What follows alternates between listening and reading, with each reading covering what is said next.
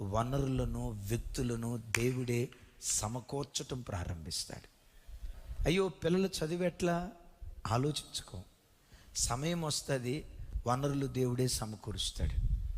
ఈ కుమార్తె వివాహం ఎట్లా, వీళ్ళ భవిష్యత్తు ఎట్లా? నేను బ్రతుకున్న దినాల్లో నా పిల్లల ఆశీర్వాదాన్ని నా కళ్ళతో నేను చూడగలనా? అంత మంచి చదువు నా పిల్లల్ని నేను చదివించగలనా? ఇది నా వలన అవుతుందా? నా బిడ్డ పట్ల నా దేవునికి ఉన్న ప్రణాళిక ఇది కదా.